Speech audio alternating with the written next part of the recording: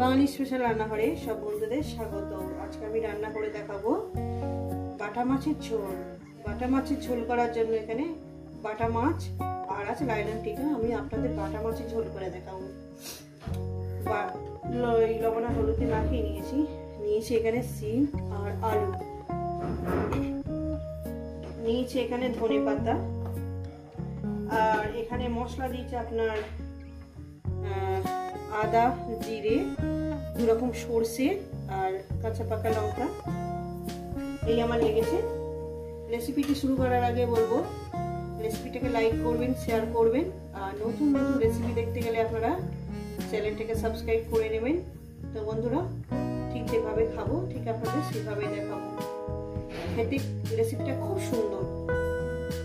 চলুন শুরু।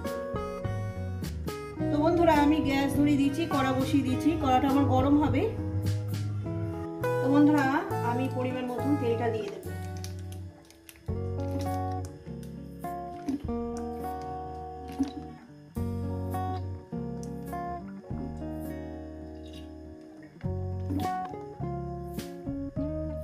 তো বন্ধুরা, আমার তেলটা গরম হয়ে গেছে। দিয়ে দেবো একটু লবণ, সামান্য পরিমাণে লবণ দিলাম যাতে মাছটা তুলতে আমার সুবিধা হয়। লবণ দিয়ে দিলাম, দিয়ে আমি বাটা মাছগুলো আস্তে আস্তে করে ছেড়ে দিই। বাটা মাছগুলো এইভাবে ছেড়ে দিই।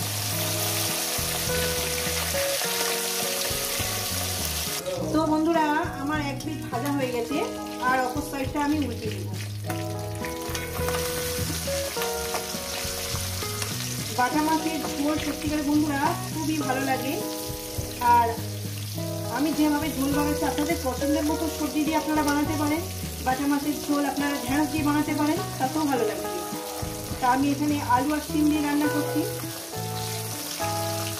বাটা মাছের ঝোল। তো মাছটা আমি উল্টিয়ে দিলাম। এটাও আমি 1 থেকে 1.5 মিনিট রাখবো, ভেজে তুলে নেব। বেশি কড়া করে ভাজবেন না। তো বন্ধুরা, আমার এই মাছটা ভাজা হয়ে গেছে, আমি মাছটা তুলে নেব। বাদ বাকি মাছগুলো আমি দিয়ে দেব।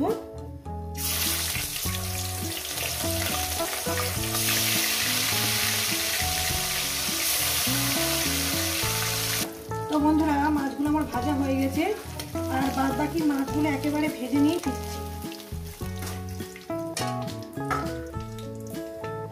তো বন্ধুরা, আমার মাছ ভাজা হয়ে গেছে। আমি এই তেলে একটু কালো জিরে ফোড়ন দেব। কালো জিরে ফোড়নটা সবচেয়ে খুব সুন্দর হয়। আমি এখানে একটু অল্প করে কালো জিরে ফোড়ন দেব, সামান্য পরিমাণে, বেশি না। সবকিছু বেশি দিলে ভালো লাগবে না। কালো জিরে ফোড়নটা আমি দিয়ে দিলাম। একটু কয়েক সেকেন্ড একটু কালো জিরেটাকে ভেজে নেব।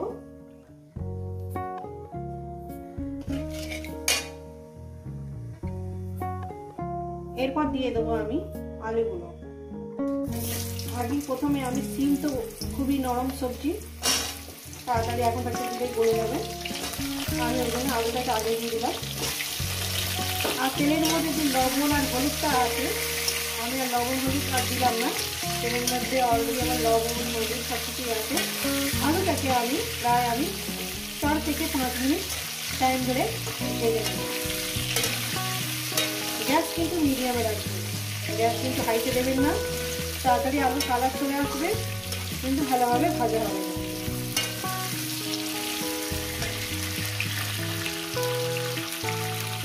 তো বন্ধুরা, আলুটাকে আমি 5 মিনিট ধরে ভেজে নিয়েছি। এরপর দিয়ে দেবো আমি শিমগুলো দিয়ে আরও আমি 2 মিনিট ভাজবো।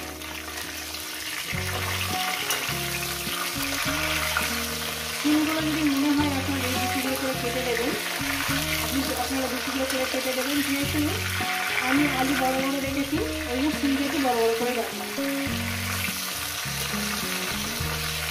কিন্তু রান্নাটা এইভাবেই করবেন, দেখবেন খুব সুন্দর লাগবে। আর নুন ঝালটা আপনাদের স্বাদ মতো দেবেন। মিনিমাম 2 থেকে 3 মিনিট এটাকে আমি ভেজে। তো বন্ধুরা, এরপর আমি যে মশলাটা বেটে রেখেছি, আদা, কাঁচা লঙ্কা, 2 রকম সর্ষে আর আপনার জিরে সেই বাটাটা আমি দিয়ে দিলাম। আর বাটাটা ধুয়ে একটু জল দিয়ে দেবো, মশলাটা বাটিটা ধুয়ে মিক্সারের বাটিটা জলটা আমি দিয়ে দিলাম। এইবার এইটাকে এই মশলাটাকে মিনিমাম আর যেহেতু সরষে আছে বেশি কষাবেন না, ওই 1.5 মিনিট ধরে কষিয়ে নেবেন কি 2 মিনিট লাগবে। গ্যাস কিন্তু একদম লোতে দেবেন না, হাইতেও দেবেন না, মিডিয়ামে দিয়ে কষবেন। তো 1 থেকে 1.5 মিনিট কষিয়ে নিচ্ছি। রেসিপিটা কিন্তু পুরোটাই দেখবেন, একটু বাদ দেবেন না। আর যে জলটা আপনারা ব্যবহার করবেন সেটা একটু গরম জল দেবেন। তো বন্ধুরা আমি 1.5 থেকে 2 মিনিট এটাকে কষিয়ে নিয়েছি। এরপর দিয়ে দেবো একদম ফুটন্ত জল, একদম ফুটন্ত জল। ঝোলটা কিন্তু আপনাদের কিরকম খাবেন সেই বুঝেই ঝোলটা রাখবেন।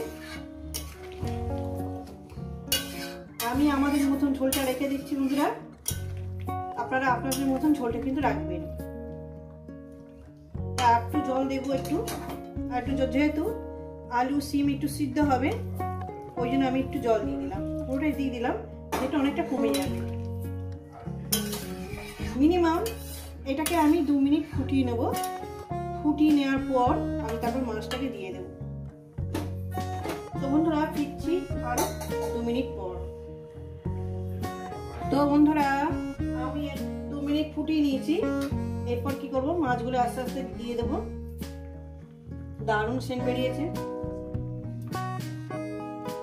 আস্তে আস্তে মাছগুলো আমি এবার দিয়ে দেবো। এইভাবেই রান্নাটা আপনারা করবেন, দেখবেন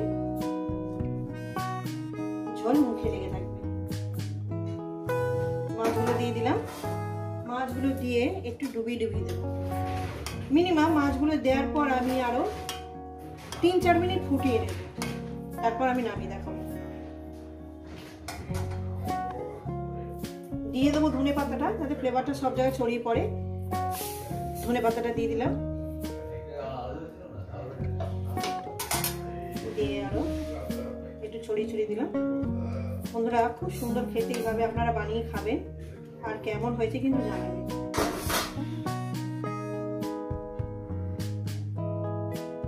তো বন্ধুরা আমার ঝোলটা রেডি হয়ে গেছে, এটা আমি নামিয়ে দেখাচ্ছি। তো বন্ধুরা দেখুন দেখতে কত সুন্দর হয়েছে না, বিশ্বাস করেন খেতেও কিন্তু খুব সুন্দর। এইভাবে অবশ্যই বাড়িতে বানিয়ে খাবেন আর কেমন হয়েছে জানাবেন। রেসিপিটা ভালো লাগলে লাইক করে দেবেন, শেয়ার করে দেবেন। আর নতুন নতুন রেসিপি দেখতে গেলে আপনারা চ্যানেলটাকে সাবস্ক্রাইব করে নেবেন বন্ধুরা। তো চলুন আবার নতুন রেসিপির সঙ্গে দেখা হচ্ছে। সবাই সুস্থ থাকবেন, ভালো থাকবেন আর আমার নিত্য নতুন ভিডিও দেখবেন।